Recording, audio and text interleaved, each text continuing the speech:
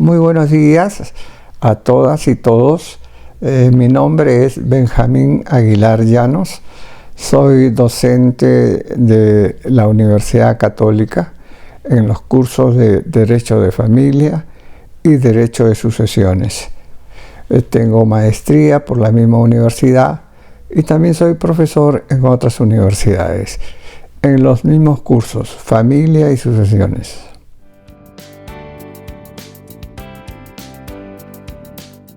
En primer lugar, déjame decirles a todo el público que el tema de los alimentos es uno de los temas más recurrentes.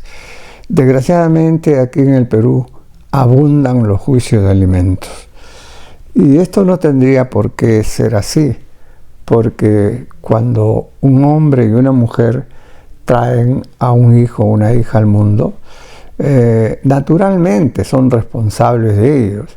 Y en esa medida, no porque la ley los manda, sino que moralmente están obligados a darle los primeros auxilios, asistencias.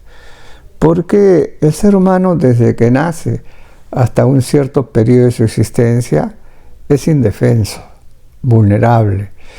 Él o ella no puede vivir por sí mismo. Si requiere de todas maneras una asistencia, y los llamados a asistirlos son sus padres. Sin embargo, hay muchos padres que, o porque son irresponsables, o porque siendo padres, irresponsablemente traen hijos al mundo cuando saben que no pueden mantenerlo. Pero en cualquiera de las dos situaciones, a ese niño, a esa niña, tenemos que protegerlos. Y la forma de protegerlos es precisamente el Instituto Jurídico de los Alimentos. Para eso la ley ha creado a las personas que pueden pedir alimentos y a quienes se les puede pedir alimentos. En cuanto a las personas que pueden pedir alimentos, si se trata de menores de edad, fundamentalmente esos alimentos se dan en los menores de edad. No digo que no se den con los mayores. Si se trata de los menores de edad, se presume que están en estado de necesidad. O sea, ellos no tienen que probar que están en estado de necesidad. Y la presunción es dar por cierto algo que es probable. Es muy probable que esos menores no generan recursos para poder satisfacer todas las necesidades que tenemos todos y todas. Alimentarnos, cuidarnos, vestirnos, vivir en una casa, etcétera, etcétera, etcétera. En eso consiste el juicio de los alimentos. Tenemos que acreditar, probar el entroncamiento. Es decir, que a quien estamos demandando es porque por ley está obligado a hacerlo. En el caso de los hijos y los padres, evidentemente los hijos que van a demandar alimentos, se entiende, cuando son menores, son representados por su señora madre. Entonces, estos niños, estas niñas, van a demandar a su padre que no les da alimentos, pero lo esencial, tienen que probar que hay esa relación paterno-filial. ¿Qué significa esta relación paterno-filial? Significa que ese padre efectivamente lo es respecto del hijo, y el hijo efectivamente lo es respecto del padre. Esa es la filiación que va a generar estos derechos de alimentos. Ahora, hay un caso excepcional en el que no se tiene ese documento de reconocimiento o de declaración judicial de paternidad. Pero para ellos también la ley ha previsto alimentos, y me estoy refiriendo al mal llamado hijo alimentista, que su padre no lo ha reconocido, su presunto padre no lo ha declarado judicialmente. Entonces, ese hijo, esa hija, legalmente no tiene padres, pero la ley le concede alimentos. ¿Y quién se los va a dar? El presunto padre. Ya no estamos hablando acá de padre que lo es porque lo ha declarado o es reconocido por la vía judicial, sino que estamos hablando de una probabilidad de que una persona sea padre de un hijo. ¿Y qué se tiene que demostrar en esto? Lo que se tiene que demostrar, a diferencia de los otros hijos que sí lo son y presentan la partida de nacimiento, él o ella tiene que demostrar que su madre, ella sí está debidamente identificada, mantuvo relaciones íntimas con un varón en la época de la concepción. Entonces lo más probable es que sea el hijo y la hija, pero no hay certeza. Y la ley los ampara para que se le dé alimentos. Lo único que van a tener son alimentos. Pero volviendo a tu pregunta inicial, lo que se tiene que probar es esta relación paterno-filial. Si es un hijo matrimonial, no hay ningún problema, porque se presenta la partida de nacimiento y se presenta la partida de matrimonio.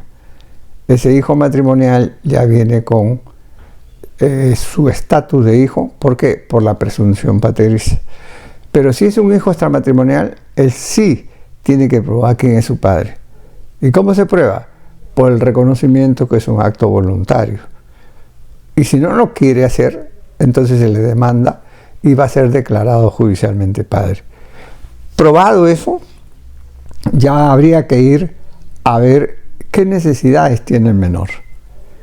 Porque los menores tienen necesidades diferentes. No es igual a un niño que tiene 6 meses de nacido a un niño o niña que tiene 10 años. Porque, por ejemplo, en el primer rubro, en el caso de los niños que tienen 6 meses, 1 año, ellos no estudian. Entonces, el rubro educación no va a ser contemplado en los alimentos. Y a propósito de esto, la gente tiene que conocer exactamente en qué consisten los alimentos. Mucha gente confunde y cree que los alimentos solamente es el sustento diario. El desayunar, almorzar, cenar, si es que acostumbran a hacerlo, ese es un rubro. Pero también alimentos se considera al vestido, porque uno tiene que vestirse. También se considera alimentos a la habitación, porque tiene que tener un techo donde guarecerse.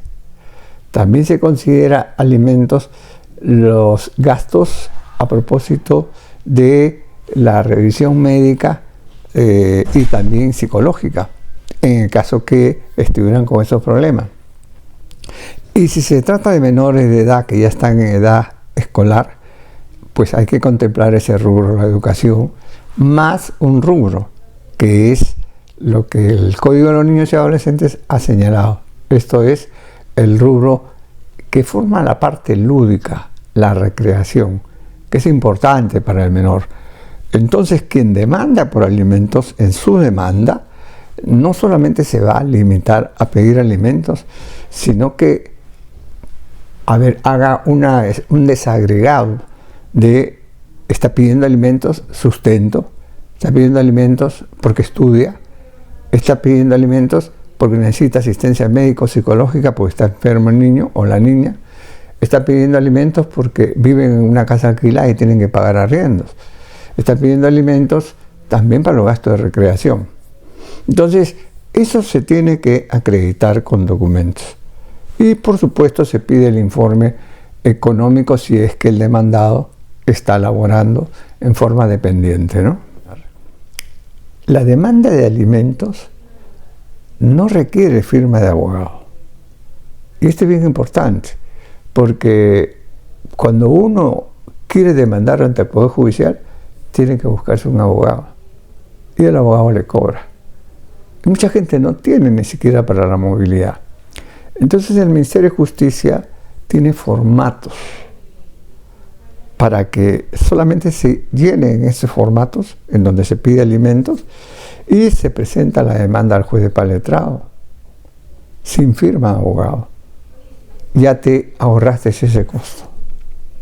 Bueno, esas son las facilidades, ¿no? Porque recordar que la Constitución peruana señala en su artículo 4 que es deber del Estado de proteger al niño, a la niña y al adolescente.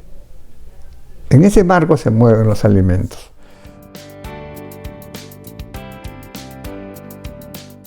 Las dificultades más comunes que se presentan en los juicios de alimentos es demandar a una persona que no tiene trabajo fijo.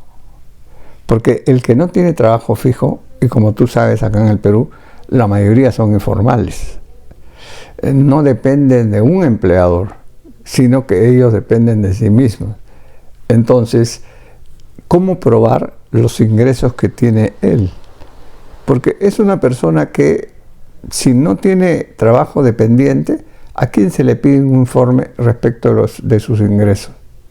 Y en esa medida entonces habría que recurrir, en el caso de estas personas que no trabajan, digamos dependientemente, habría que recurrir a pruebas en donde se demuestre que está trabajando haciendo tal o cual cosa, pero en forma informal.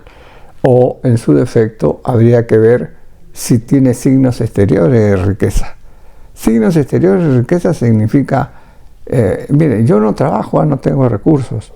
Sí, pero uno ve su certificado migratorio y ve que va 2, 3 veces a Europa en el año. Es decir, ¿y cómo saca dinero este señor para ir para allá? Es un socio exclusivo de determinados clubes. ¿Cómo saca dinero este señor? Entonces también eso va a ayudar a los efectos de que se genere una convicción en el juez para demostrar que esta persona está en capacidad de dar unos alimentos, por más pequeños que sea. Pero el punto principal aquí, en tu pregunta, que es bien importante, está referido a aquellas personas que son demandados y efectivamente no trabajan y solamente viven de lo que se conoce acá en Lima como cachuelos. Esporádicamente, un trabajito, otro trabajito. Entonces, ¿cómo se le puede pedir que cubra todos los alimentos? Esta es una situación bien difícil. Por eso el Código Civil tiene un artículo bien importante. El Código Civil, en el numeral 483, señala que no es necesario probar rigurosamente los ingresos del demandado para fijar alimentos. Esto es importante porque esto le cuida las espaldas al juez. Porque la señora que ha demandado alimentos no ha probado que ese señor tenga ingresos. Si nosotros tuviéramos que aplicar los principios procesales, tendríamos que absolverlo al demandado. Tú sabes de que todo aquel que afirma un hecho tiene que probarlo. Y si no lo prueba, lo absuelve en la otra parte. En el caso de alimentos eso no se aplica. Porque si nosotros no probamos los ingresos de él, tendríamos que absolverlo, declarar infundada la demanda. ¿Y qué pasa con el niño, con la niña? Necesita, ¿quién le va a dar? Entonces nuestros jueces lo que hacen es señalar una suma simbólica, pero no dejan de señalar alimentos. Una suma simbólica, como 250 soles, algo así, para que este señor pueda, evidentemente, siquiera sustraer una partecita de los pocos ingresos que tiene para dirigirlo ¿a quién? A su hijo, a su hija. Y creo que los alimentos, aun cuando en la Constitución no aparezcan así como derecho fundamental, no es necesario porque ya están dentro de, por ejemplo, el derecho a la vida. Entonces, ¿cómo uno sigue viviendo si no se va a alimentar? Por ejemplo, el derecho a la integridad personal, física. Ahí tiene que ver pues la salud, la alimentación. Entonces, es un derecho fundamental porque sirve para la vida. Por eso yo le llamo derecho vital. Es un derecho que nadie puede renunciar a ese derecho. Porque si eso es para que sigas viviendo, ¿cómo renuncio a algo en el que esto me ayuda a vivir? Y estos alimentos están debidamente protegidos por las leyes en función de que aquella persona que no da alimentos, pues hay una serie de medidas cautelares que van a proteger los derechos de los alimentos de los niños, las niñas. Y estas medidas cautelares parten por embargar las rentas de él, embargar sus propiedades si es que la tiene, registrarlo en todo lo que se conoce como el registro de deudores alimentarios y por último, esto es un delito, es el delito de omisión a la asistencia familiar y muchas personas que están en los penales están por esto. Entonces, esa es una forma de presionar a las personas para que cumplan con los alimentos. Yo diría que en cuanto a los alimentos, hay algo que me parece que está faltando aquí, Y es importante, porque no solo hablamos de alimentos para los menores, que de hecho lo tienen. Los mayores de edad también tienen derecho a alimentos en la medida que se encuentren en estado de necesidad. Al menor no se le pide que pruebe eso, porque evidentemente no genera recursos. Pero el mayor de 18 años ya no se presume nada. Hay que probar que está en estado de necesidad. Entonces es muy importante tener en cuenta que cuando el mayor de edad pide alimentos, tiene que estar imposibilitado física o psíquicamente, o verdaderamente está en un estado de indigencia, de necesidad, en donde no genera recursos. ¿Por qué no lo genera? Puede ser por problemas de salud, puede ser por problemas de años. Entonces, esas personas sencillamente no tienen de dónde sacar recursos para asistir a la persona. Y yo quiero terminar este tema señalando que en el derecho a alimentos hay que distinguir claramente el no querer y el no poder. En el no querer actúa la voluntad. Yo tengo alimentos, pero no le doy alimentos. Él o ella verdaderamente va a ser castigada, sancionada, porque está incumpliendo un deber importantísimo. El no poder, que es lo que ocurre aquí en nuestro país, yo quiero, pero no puedo porque no tengo recursos. En esa medida, entonces, ¿qué hacemos con la cantidad de menores, niños, niñas, cuyos padres, si trabajan, ganan el sueldo mínimo vital? Y en la inmensa mayoría, sencillamente, trabajan, pero en forma esporádica. Por eso es que existe este artículo que te mencioné, en el que se le libera al juez de tener que estar convencido de que se ha probado que ese señor tiene posibilidades económicas. Aun cuando no lo pruebe, se señala alimentos. Gracias y espero estar con todas y todos ustedes en una próxima oportunidad.